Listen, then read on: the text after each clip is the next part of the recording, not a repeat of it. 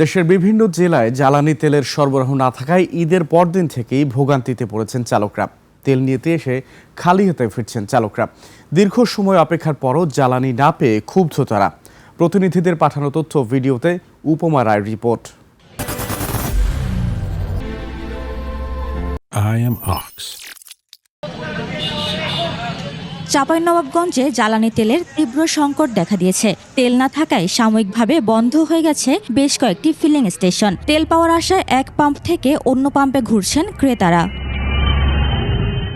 কিশোরগঞ্জে সোমবার রাত থেকে অধিকাংশ পাম্প তেল বিক্রি বন্ধ করে দিয়েছে। কর্তৃপক্ষ বলছে মজুদ শেষ হয়ে যাওয়ায় তেল দিতে পারছেন না তারা। সকাল থেকে আসলে 3-4টা পাম্প করছে। কিশোরগঞ্জে কোনো পাম্পে তেল দেওয়া হইতেছে না। আছে কিনা জানি না, ওরা সাইনবোর্ড টানায় রাখছে যে তেল নাই, তেল মজুদ শেষ। গাজীপুরে তেলের পাম্পগুলোতে ডিজেল, পেট্রোল ও অকটেন সরবরাহ বন্ধ রয়েছে। তেল মজুদ করতেছে, যদি কখন সরকার বলে যে তেলের দাম বেড়ে গেছে তখন তারা ঠিকই তেল দেওয়া শুরু করবে। এটা একটা সিন্ডিকেট। এদিকে রেশনিং পদ্ধতিতে তেল দেয়ায় খুলনা সহ 15 জেলায় আবারও জ্বালানি তেল সংকট দেখা দিয়েছে। ডিপোগুলো থেকে কোনো পাম্পে জ্বালানি তেল দিচ্ছে না, আবার কোনো পাম্পে চাহিদার তুলনায় অর্ধেক দিচ্ছে, এমনটাই অভিযোগ করছেন পাম্প কর্মচারীরা।